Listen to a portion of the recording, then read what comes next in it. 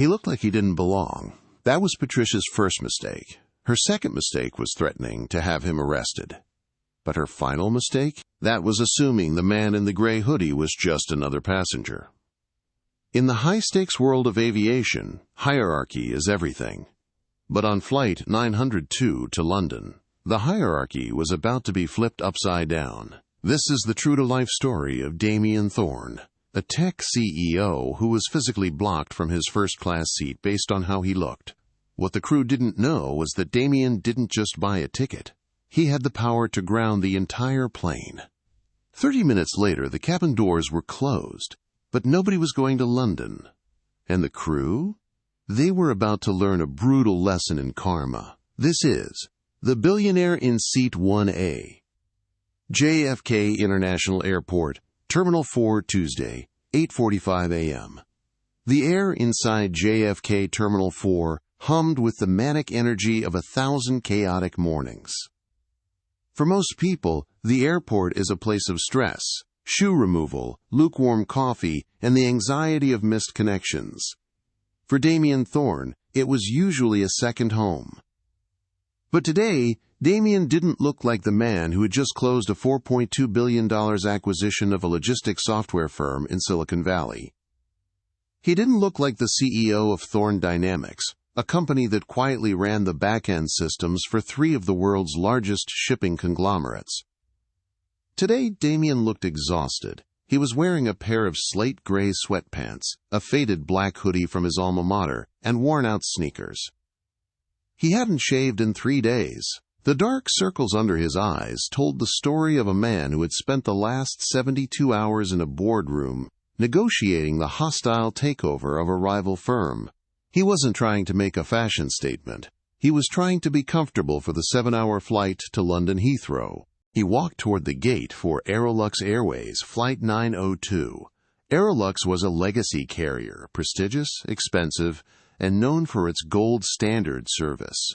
Damien had booked Seat 1A, the first-class suite, specifically because he needed to sleep. He didn't want champagne, he wanted a lie-flat bed and silence.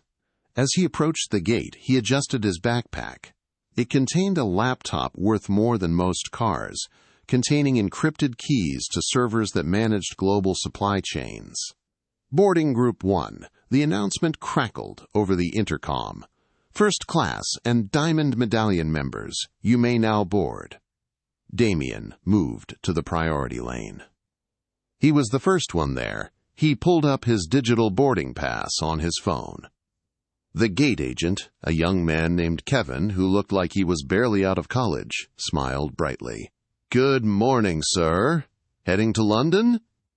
"Ideally," Damien said, his voice raspy from overuse. He held out his phone. Kevin scanned it. The machine beeped a happy green tone. "Mr. Thorne, Seat 1A. Welcome aboard. Looks like you're our first guest today." "Thanks, Kevin," Damien nodded, appreciating the lack of judgment. He walked down the jet bridge, the cool air of the tunnel waking him up slightly. He was looking forward to the solitude of the cabin before the rest of the passengers boarded. He reached the aircraft door. This was the threshold, where the atmosphere usually shifted from the chaotic terminal to the polished luxury of the aircraft. Standing at the door was the purser, the head flight attendant. Her name tag read Patricia. Patricia was a woman in her late 40s, with hair sprayed into a helmet of blonde perfection and a uniform that was impeccably pressed. She had the kind of smile that didn't reach her eyes, a smile that was more of a warning than a greeting. She was tapping her tablet with a manicured fingernail, checking the catering list. She looked up as Damien stepped onto the plane. Her eyes scanned him instantly, from the messy hair, down the hoodie, to the sneakers. The smile vanished. "Sir," she said, her voice sharp and loud, cutting through the ambient noise of the engines. "You're in the wrong line." Damien paused, blinking. "Excuse me?" "Economy boarding hasn't started yet," Patricia said, her tone dripping with condescension. She physically shifted her body to block the aisle leading to the left, toward first class. She pointed to her right, toward the galley that looped around to the other aisle. "General boarding will be in 20 minutes. You need to go back up the jet bridge and wait until your group is called." Damien took a deep breath. He was too tired for this. I'm not in economy. I'm in Group 1. Patricia let out a short, incredulous huff. She looked past him, checking to see if there were actual first-class passengers behind him. Seeing the empty jet bridge, she turned her glare back to him. Sir, please don't make this difficult. Group 1 is for first-class and diamond members only. We have strict dress code policies for the forward cabin regarding comportment, and frankly, she gestured vaguely at his sweatpants. You are clearly confused. Let's go back up the ramp. I have a boarding pass, Damien said, holding up his phone again. Seat 1A. Patricia didn't even look at the screen. She held up a hand, palm out, stopping the phone from coming closer. I don't need to see a fake screenshot, sir. We've had people trying to sneak into the suites all month for TikTok challenges. I'm not having it on my flight. Turn around. Damien's eyes narrowed. The exhaustion was being replaced by a cold, simmering anger. He wasn't used to being told no, but he was even less used to being treated like a criminal. Patricia, is it? Damien said, reading her tag. I'm asking you once to scan my pass. If you don't, we're going to have a problem. Are you threatening a crew member? Patricia's voice pitched up, loud enough for the pilots in the cockpit to hear. Because that is a federal offense. I will have airport security drag you off this plane so fast your head will spin. This was the moment. The moment Damien could have walked away. The moment he could have waited for the gate agent. But Damien Thorne didn't build a billion-dollar empire by backing down from a bully. Call them, Damien said calmly, crossing his arms. Call the police. Call the captain. But I'm not moving until I sit in the seat I paid $12,000 for. Aerolux Flight 902, main cabin door, 8:55 a.m. The standoff at the aircraft door had paralyzed the boarding process. Behind Damien, other first-class passengers were beginning to trickle down the jet bridge. The first was a tall, elderly man in a bespoke Navy suit, Arthur Sterling, a banker Damien had met once at a gala. Behind him was a younger couple, decked out in designer logos, looking annoyed at the holdup. What's the holdup? The man in the Navy suit asked, craning his neck. Patricia's demeanor flipped instantly. She beamed at the man in the suit, a sickly sweet transformation. I apologize, sir. We just have a passenger here who is refusing to return to the terminal to wait for his boarding group. We're handling it. She turned back to Damien, her face hardening into a mask of stone. Move. Now, you are blocking paying customers. I am a paying customer, Damien said, his voice steady but carrying a dangerous weight. He turned to the man behind him. Arthur, good to see you. The banker squinted at Damien, confused by the hoodie. Do I know you? Before Damien could answer, Patricia interjected, stepping forward to invade Damien's personal space. Sir, step aside immediately. I am calling the captain. She grabbed the interphone handset on the wall. Captain Reynolds, I need you at the forward galley. We have a disruptive passenger refusing to deplane. A moment later, the cockpit door clicked open. Captain Reynolds emerged. He was a large man, broad-shouldered, with silver hair and the kind of arrogance that often accompanies 4 stripes on a shoulder epaulette. He looked at Patricia, then at Damien. What's the problem here? Reynolds asked, his voice booming. This individual, Patricia said, pointing a sharp finger at Damien, is attempting to force his way into first class. He refused to show a valid boarding pass, he is verbally aggressive, and he is blocking the flow of boarding. I want him removed. Damien looked at the captain. That is a lie. I tried to show her my pass 3 times. She refused to look at it. Captain Reynolds looked Damien up and down. He saw the same thing Patricia saw. A youngish black man in a hoodie and sweatpants. He didn't see a CEO. He saw a disturbance. Reynolds sighed, clearly annoyed that he had to deal with this before his coffee. Son, Reynolds said, using a term that made Damien's jaw tighten. We don't have time for games. If the purser says you're disruptive, you're disruptive. You need to grab your bag and get off my plane. I have a ticket, Damien said, holding the phone out to the captain. Scan it. Check the manifest. My name is Damien Thorne. Reynolds didn't look at the phone. He looked Damien in the eye. "I don't care what your name is. The captain's authority is final. You are trespassing on this aircraft. If you aren't off this jet bridge in 30 seconds, I'm calling Port Authority Police." "Do it," Damien challenged. "But I promise you, Captain, if the police come on this plane, this flight isn't leaving the ground today." "Is that a threat?" Reynolds stepped closer, puffing his chest out. "It's a statement of logistics," Damien said coldly. By now, the line behind Damien had grown. People were whispering. Some were pulling out their phones, recording the interaction. "Just let him sit down," a woman from further back in the line yelled. "Check his ticket." "Stay out of this," Patricia snapped at the passenger. She turned back to Reynolds. "He's scaring the other passengers, Captain. We need him arrested." Reynolds nodded. He grabbed his radio. "Operations, this is Flight 902. Requesting Port Authority to Gate B12 immediately. Level 2 disturbance. Passenger refusing to deplane." Damien stood his ground. He didn't yell. He didn't curse. He simply watched them dig their own graves. He pulled out his phone. Not to show his boarding pass this time, but to make a call. Patricia saw him dial. "Put the phone away. You are not allowed to record." "I'm not recording," Damien said calmly, pressing the phone to his ear. "I'm calling my assistant." "Your assistant?" Patricia laughed, a cruel, mocking sound. "Does he work at the Burger King with you?" Damien ignored her. The line connected. "Sarah," Damien said into the phone, his eyes locked on Patricia's face. "Code red. I'm at JFK, Flight 902. I'm being denied boarding by the crew." Captain Reynolds and Purser Patricia didn't catch her last name. "Vance," Patricia sneered. "Patricia Vance. Make sure you spell it right for your little complaint letter." "Patricia Vance." Damien repeated into the phone.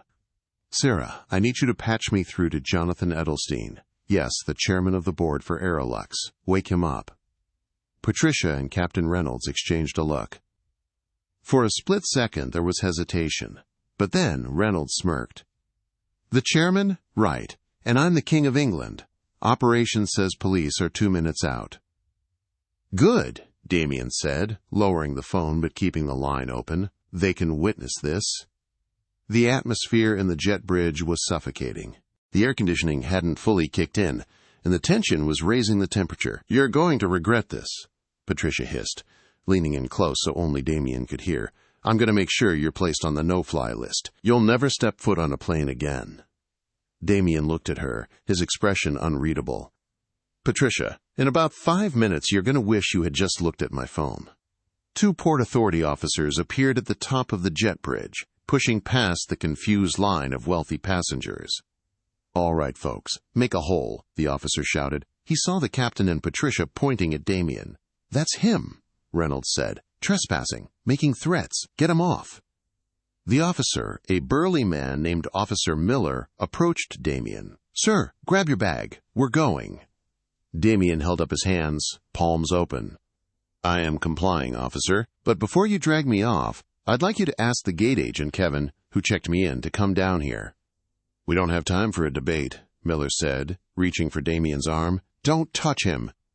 The voice came from the top of the jet bridge. It wasn't Kevin, the gate agent. It was a man in a suit, running down the ramp, sweating profusely. He was holding a walkie-talkie in one hand and a cell phone in the other. It was the JFK station manager for Aerolux, a man named Mr. Henderson. "Stop!" Henderson yelled, nearly tripping over his own feet. "Do not touch that passenger." Patricia looked confused. "Mr. Henderson, we have the situation under control. This man," Henderson wheezed, arriving at the aircraft door, face pale as a sheet, "is Damien Thorne." "We know his name," Reynolds scoffed. "He's a trespasser." Henderson looked at the captain with wide, terrified eyes. "No, you idiot. He's not just a passenger. Aerolux just signed a logistics merger with his company yesterday afternoon. As of 6 p.m. last night, Mr. Thorne owns 30% of this airline." The silence that followed was louder than a jet engine. Patricia's mouth opened, but no sound came out. Her eyes darted from Henderson to Damien. Damien slowly lowered his phone. He looked at Patricia, then at the captain, and finally smiled. It was a shark smile. Actually, Damien said, his voice smooth as silk, it's 31%. Majority voting rights. He took a step forward, entering the plane without anyone stopping him this time. He stood in the galley, turning to face the crew who had just threatened to arrest him. Now, Damien said, checking his watch. Captain, you mentioned something about the captain's authority being final. I'd like to test that theory. Because my authority says this plane isn't going anywhere until we make some personnel changes. Aerolux Flight 902 forward galley 9:05 a.m. The silence that had descended upon the jet bridge was heavy, suffocating, and absolute. It was the kind of silence that usually precedes a catastrophic structural failure. For Patricia Vance and Captain Reynolds, the structural failure was happening to their careers, in real time. Mr. Henderson, the station manager, was still catching his breath, his chest heaving against his polyester suit. He looked like a man who had just sprinted through a minefield. He took a handkerchief from his pocket and wiped a sheen of cold sweat from his forehead. "Captain," Henderson said, his voice trembling slightly, "did you not receive the memo sent out at 4 a.m. regarding the acquisition?" Captain Reynolds blinked. The arrogance that had inflated his chest only seconds ago was beginning to leak out, replaced by a dawning, horrific realization. "I was sleeping. I didn't check company email before the briefing. It was marked, urgent/all hands," Henderson said, looking at Damien apologetically. Mr. Thorne's company, Thorne Dynamics, acquired a controlling stake in the Aerolux Group to overhaul our failing scheduling systems. The paperwork was signed in San Francisco last night. Henderson turned to Damien, bowing his head slightly, a gesture of submission that did not go unnoticed by the Port Authority officers, standing awkwardly nearby. "Mr. Thorne, I cannot apologize enough. I saw your name on the VIP manifest alert only moments ago. I ran as fast as I could." Damien didn't look at Henderson. He kept his eyes locked on Patricia. Patricia Vance was frozen. Her face, previously a mask of sneering superiority, had gone slack. The color had drained from her cheeks, leaving her makeup looking stark and artificial, like paint on a mannequin. Her mind was racing, trying to recontextualize the last 10 minutes. The thug in the hoodie was her boss's boss. The criminal she had threatened to arrest owned the plane she was standing on. She tried to speak, her voice cracking. "Mr. Thorne, there has been a terrible misunderstanding. If we had known—" Damien cut her off. He didn't raise his voice. He didn't have to. "If you had known I was rich, you would have treated me like a human being. Is that what you're saying, Patricia?" No, of course not," Patricia stammered, her hands fluttering nervously. "It's just, we have security protocols. We have dress codes. I was simply trying to protect the integrity of the first-class cabin. It's my job to ensure that people who look like me don't get in." Damien finished the sentence for her. "That isn't what I meant," Patricia cried out, looking around for support. She looked at the captain, but Reynolds was staring at his shoes, realizing he had just threatened to arrest the man who signed his paychecks. She looked at the passengers behind Damien, the wealthy banker, Arthur Sterling, and the young couple.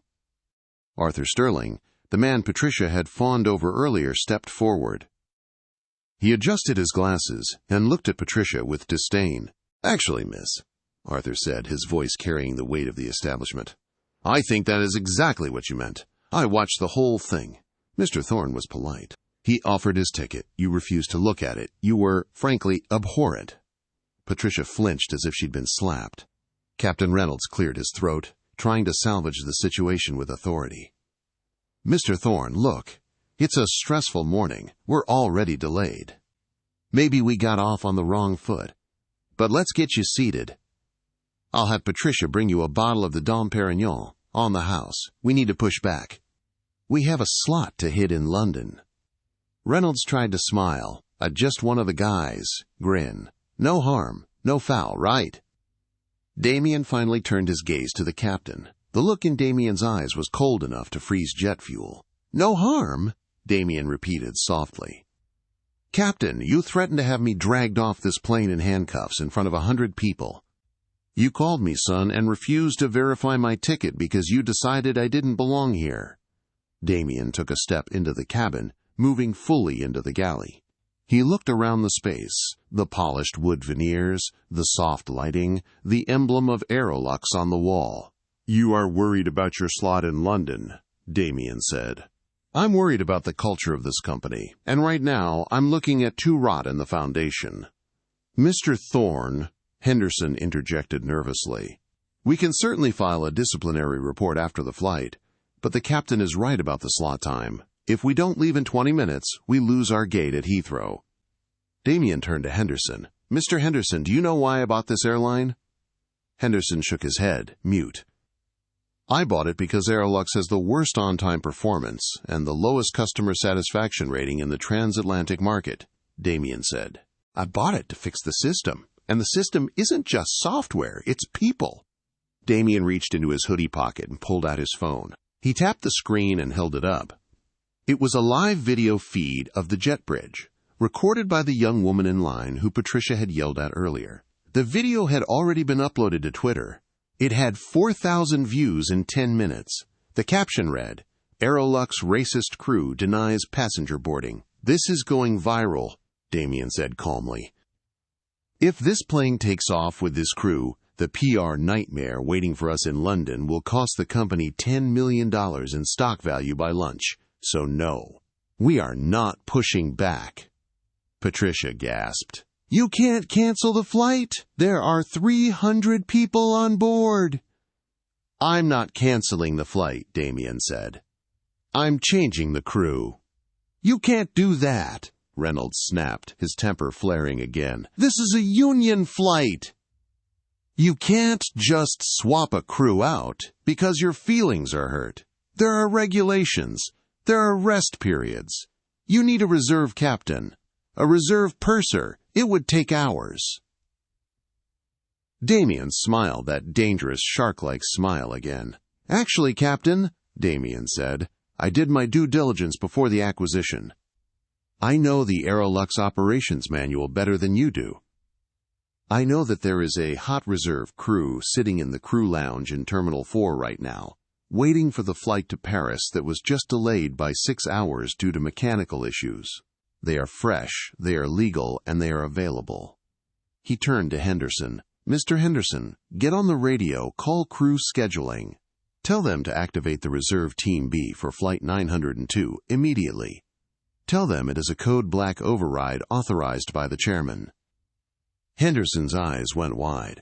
Code black, yes, sir, right away. He scrambled for his walkie-talkie, backing out of the plane to get a better signal. Patricia looked at Damien, her eyes wet with tears of panic. Mr. Thorne, please. I have worked for Aerolux for 22 years. I have a pension. You can't just kick me off a flight.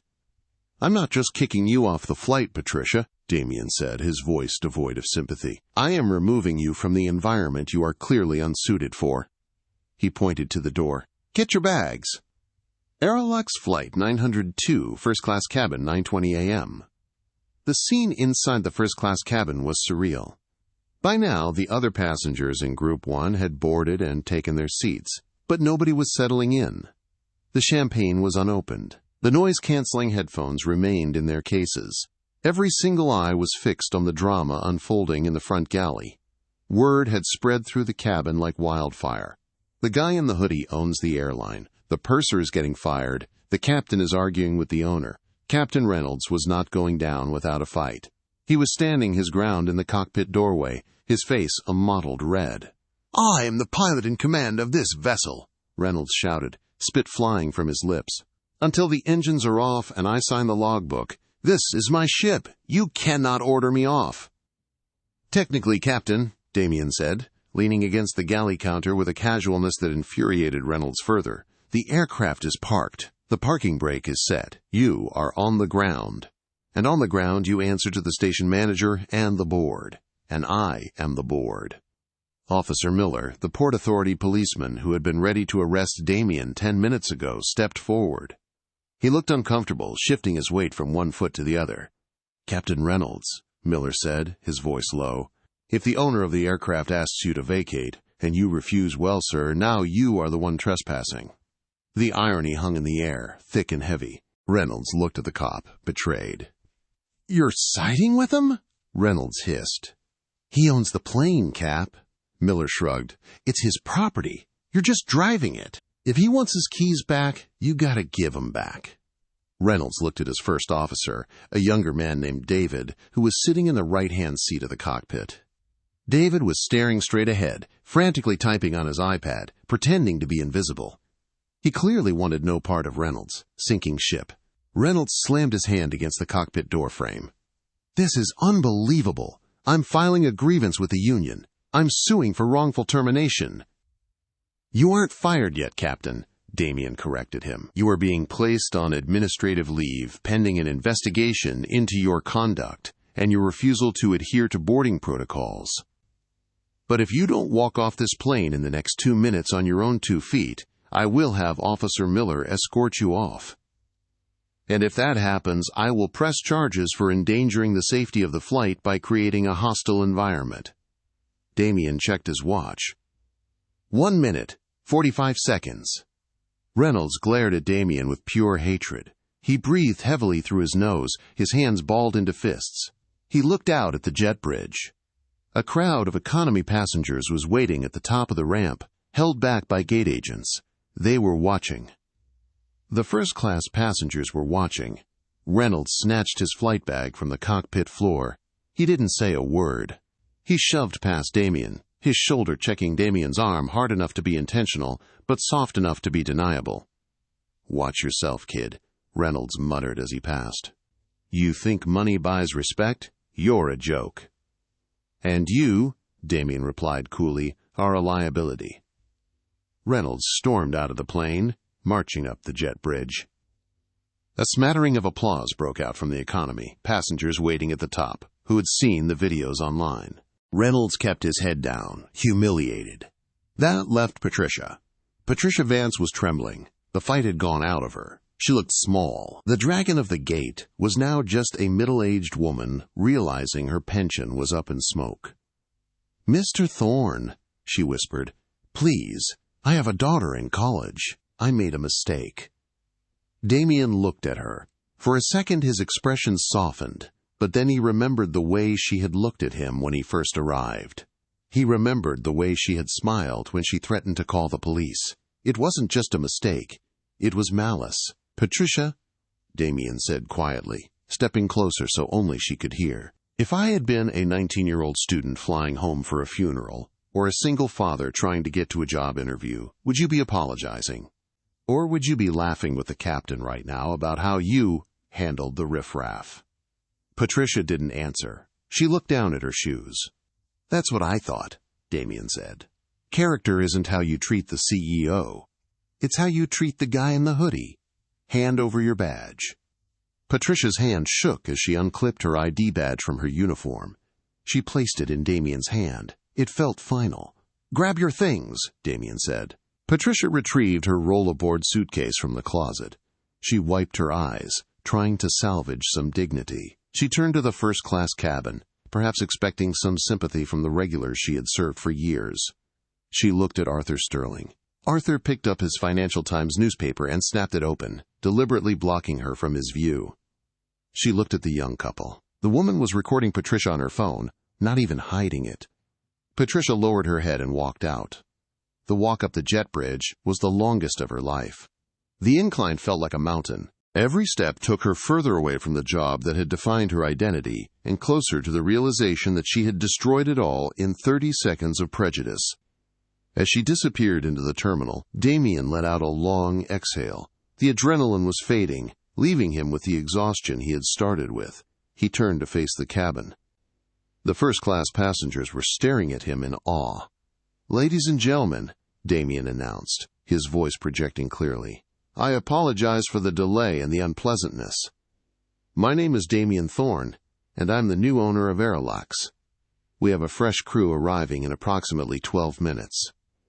They are top-tier professionals who will treat you with the respect you deserve." He paused. "To make up for the disturbance, all drinks and Wi-Fi on this flight are complimentary for the entire plane, not just first class." And everyone on board will receive a voucher for a future round-trip ticket.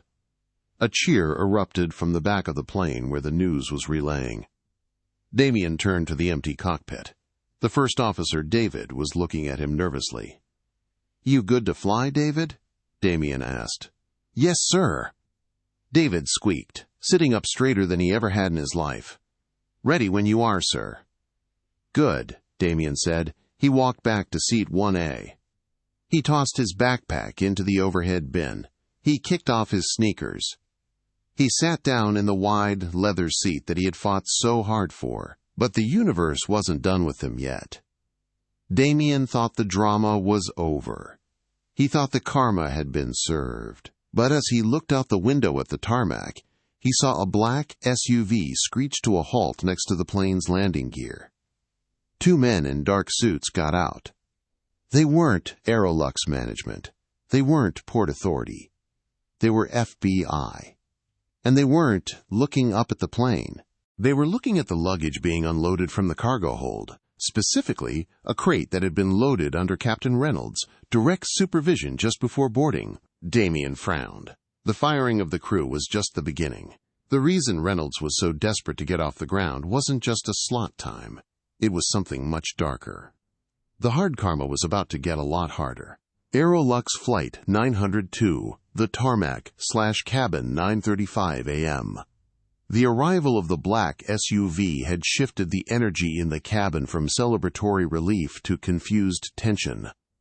Damien Thorne, still standing near seat 1A, watched through the window as the two men in suits flashed badges to the ground crew.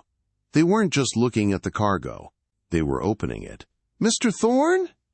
Damien turned. It was David, the first officer, who was still in the cockpit, looking pale. "Sir, those are FBI agents. They're asking for permission to board the aircraft to secure evidence related to a federal investigation. They're asking for the captain." "The captain just left," Damien said, his mind racing. "Tell them they are cleared to board. I'll meet them at the door." Damien walked back to the main cabin door, where the fresh air of the jet bridge was still drifting in. He stood there, arms crossed, waiting. 2 minutes later, the two agents appeared. The lead agent was a woman with sharp features and eyes that missed nothing. She wore a windbreaker with FBI in yellow block letters over her suit. "I'm Special Agent Clark," she said, stepping onto the plane without hesitation. "We're looking for Captain Marcus Reynolds. We have a warrant for his arrest." Damien raised an eyebrow. "Arrest? For being a jerk? I didn't know the Bureau handled customer service complaints." Agent Clark didn't smile. "We've been tracking Reynolds for 6 months. We believe he's using his flight privileges to smuggle high-value stolen prototypes out of the country. Specifically, experimental microchips from a defense contractor in Seattle. We tracked the package to this flight." Damien felt a chill run down his spine. It all made sense. Reynolds, aggression, his manic need to get the plane off the ground immediately, his paranoia about outsiders in the forward cabin. He wasn't just a racist protecting his turf. He was a criminal terrified of exposure. He needed the flight to leave before the FBI could finalize their trace on the package. Damien's delay, the argument, the refusal to leave, had kept the plane on the ground just long enough for the feds to catch up. "He just left," Damien said, pointing up the jet bridge. "He can't be far." He was heading for the terminal exit. Clark tapped her earpiece. "Target is on the move. He's in the terminal. Seal the exits at Concourse B. We have a runner." She looked at Damien. "Who are you?" "I'm the owner of the airline," Damien said. "And you have my full cooperation. Tear the cargo hold apart if you have to." Clark nodded, signaling her partner to move into the cabin. "We need to secure the cockpit. Nobody touches the flight controls." "Wait," Damien said, a thought striking him. "If he's running, he's not going to the exit. He knows the airport layout better than you do. He's going for the employee crew bus. It bypasses the main TSA checkpoint." Clark looked at him, impressed. "Smart. Dispatch, send a unit to the employee shuttle lot. Now!" Meanwhile, in the terminal, Marcus Reynolds was walking fast. He wasn't running. Running attracted attention, but his stride was long and panicked. He was sweating through his uniform shirt. He had seen the black SUV from the window as he walked up the jet bridge. He knew. It's over, he thought, unless I get to the shuttle. He pushed past a family of tourists, ignoring their complaints. He reached the crew-only door near gate B4, swiping his badge. The light turned green. He slipped into the sterile concrete hallway that led down to the tarmac level where the crew buses waited. If he could get on a bus to the employee parking lot, he could get to his car. From there, he could disappear. He had an offshore account. He had a plan. He burst out of the double doors onto the lower tarmac. The bus was there, engine idling. "Hold it!" Reynolds yelled, waving at the driver. He sprinted across the asphalt. He was 10 feet away from the bus door when a siren wailed. A Port Authority cruiser drifted around the corner, screeching to a halt in front of the bus, blocking it. Reynolds skidded to a stop. He looked left. Another cruiser. He looked right. The black SUV from the plane was racing toward him. "Captain Reynolds!" Agent Clark's voice boomed over a loudspeaker from the SUV. "Federal agents, get on the ground!" Reynolds stood there, chest heaving. For a split second, he looked at the fence line. He looked at the open expanse of the runway. "Don't do it, Marcus," a voice came from behind him. Reynolds turned. Standing in the doorway of the terminal, flanked by Officer Miller, was Damien Thorne. Damien had followed the agents down. "You're already in deep," Damien said, his voice carrying over the wind. "Don't add 'resisting arrest' to the list. Just give it up." Reynolds looked at Damien. The man he had dismissed as a thug was now standing tall, flanked by law enforcement, watching him with a look of pity, not anger. "You ruined everything," Reynolds spat, though the fight was leaving his body. "I had one more run, one more." "You ruined it yourself," Damien replied. "You judged a book by its cover, and you didn't realize that book was the instruction manual for your downfall." Reynolds fell to his knees. He placed his hands behind his head. Officer Miller moved in, cuffing the captain of Flight 902. As Reynolds was hauled to his feet, stripped of his epaulets and his dignity, he looked at Damien one last time. "Who are you really?" Reynolds asked, his voice broken. "I told you," Damien said, turning to walk back to his plane. "I'm the guy in seat 1A. Aerolux Flight 902 over the Atlantic 1 p.m., 3 hours later. The atmosphere at 35,000 feet was usually one of quiet endurance. But today, Flight 902 felt like a flying cocktail party. When Damien returned to the aircraft after Reynolds' arrest, he didn't just sit down. He addressed the entire plane over the PA system. He explained the delay, omitting the smuggling details for legal reasons, but confirming that the previous crew had been detained. The new crew had arrived 20 minutes later. They were the Reserve Team B, led by a purser named Elena. Elena was everything Patricia was not. She was a grandmotherly woman with warm eyes and a laugh that filled the galley. When she saw Damien in his hoodie, she didn't ask to see his ticket.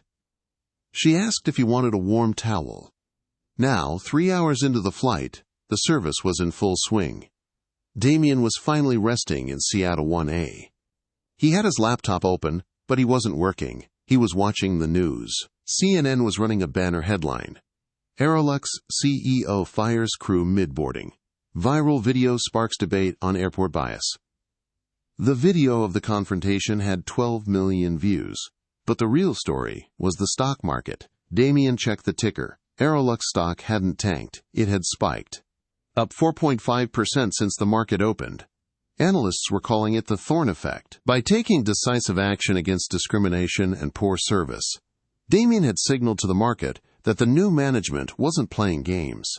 He had turned a PR disaster into a statement of brand values. "Mr. Thorne?"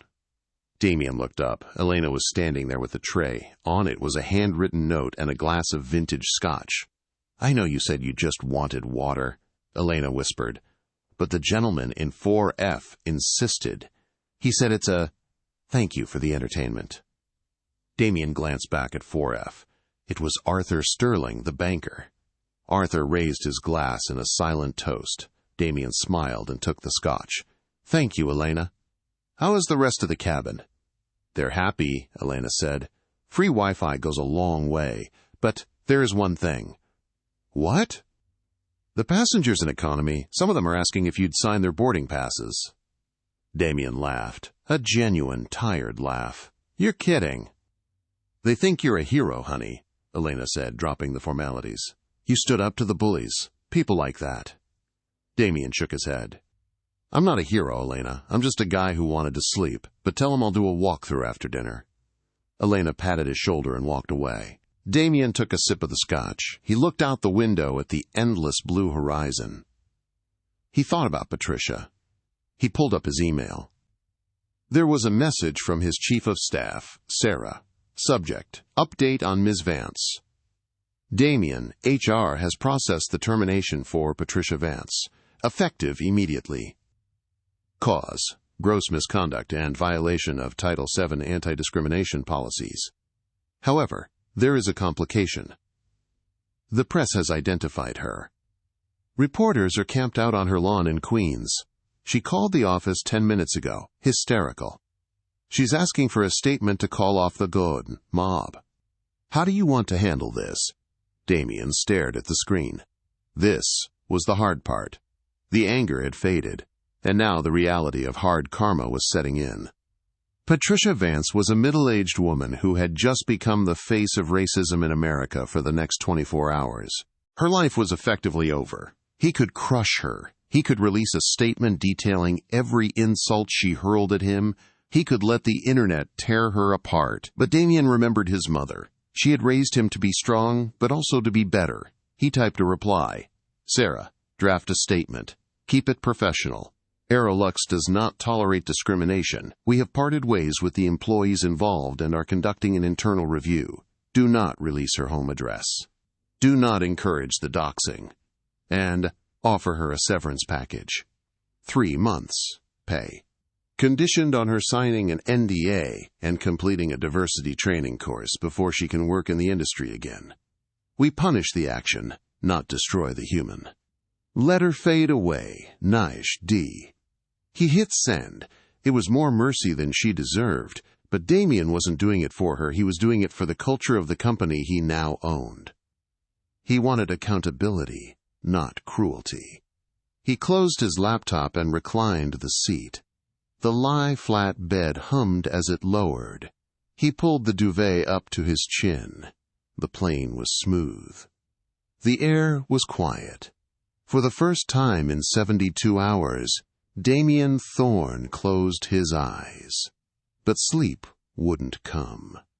Because as he drifted off, a commotion started in the back of the plane. Is there a doctor on board? The voice came over the intercom, sharp and urgent. Damien's eyes snapped open. He sat up. Elena came running down the aisle, her face pale. What is it? Damien asked, stopping her. It's the first officer, Elena said, breathless. David, he's collapsed in the cockpit.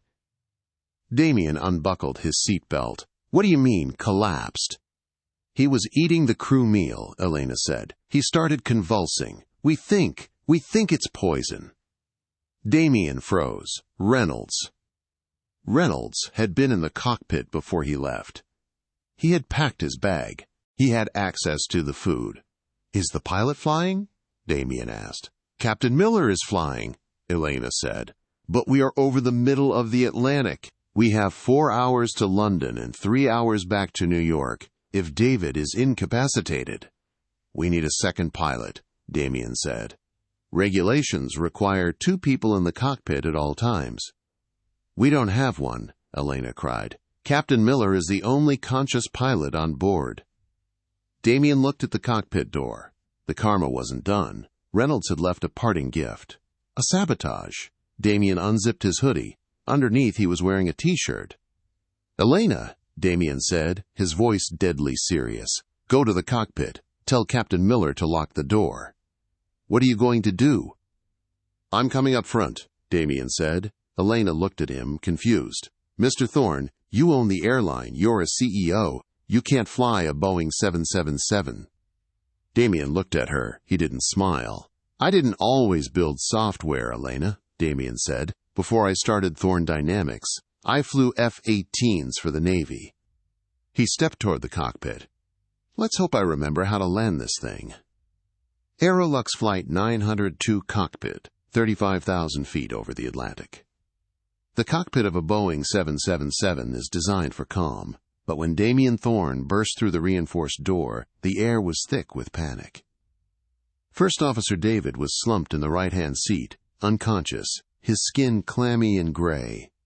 Captain Miller, the reserve pilot, was white-knuckled on the yoke. "He's out cold." Miller shouted over the roar of the engines. "Pulse is weak. I need to divert to Shannon, Ireland, but I can't handle the radio and the approach alone. I need a warm body in that seat." Damien didn't hesitate. He grabbed the first officer's harness. "Elena, get him out! Drag him to the galley and get the defibrillator." With the purser's help, they hauled the unconscious man out. Damien slid into the right-hand seat, slipping on the headset. It had been years since he'd flown, but the muscle memory of an F-18 Hornet pilot never truly fades. "Captain," Damien said, his voice dropping into a calm military cadence, "I'm in. You fly the bird. I'll handle comms and checklists." Miller looked at him, stunned. "You know what you're doing?" "Just fly," Damien commanded. He keyed the mic. "Shannon Control, Aerolux 902 Heavy, declaring a medical emergency.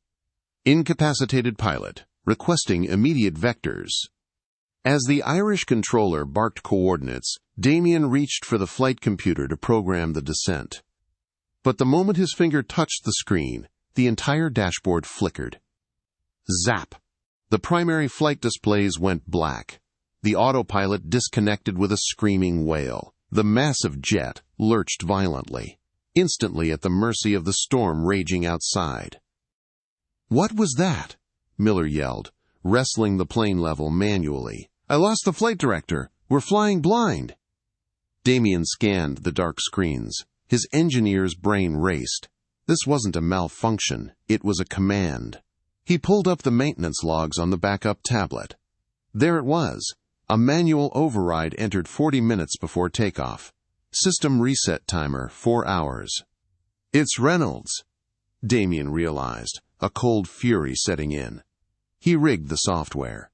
He set a logic bomb to reboot the avionics mid-flight to force a return to New York so he could get his cargo back. He didn't know he wouldn't be flying it.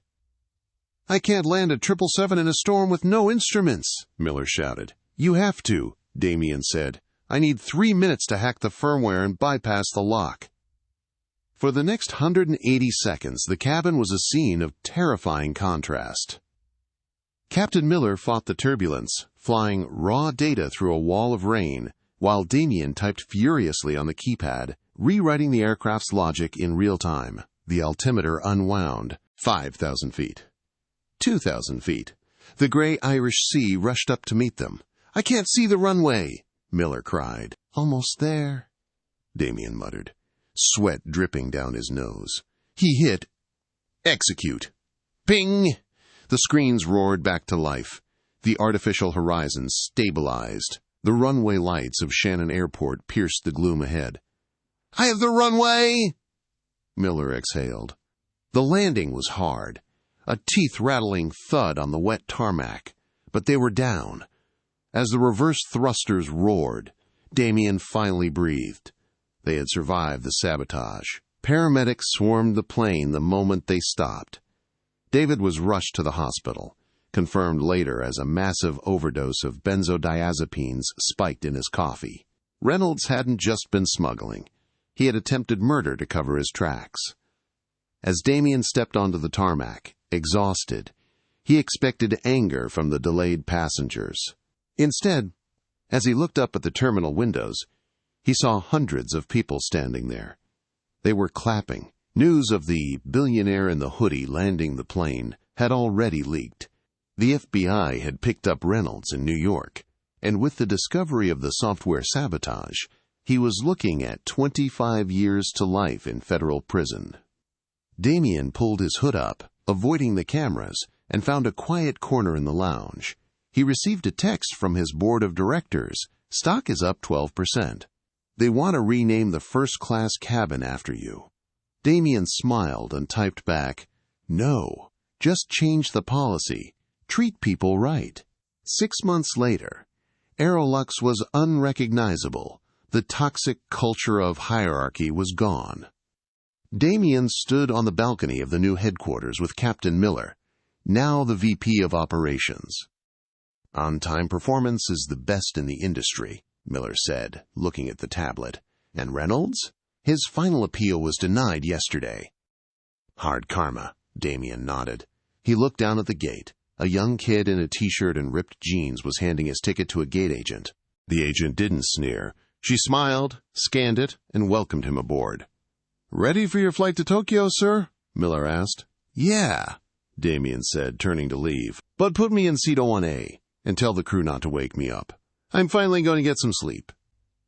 And that is the true story of how one man's prejudice crashed an empire, and another man's humility saved it. Marcus Reynolds thought his uniform made him untouchable, but he learned the hard way that you never judge a book by its cover. The thug in the hoodie might just be the only one who can land the plane. Reynolds is rotting in a cell. Patricia has faded into obscurity, and Damien Thorne proved that true class isn't about what you wear. It's about how you treat people.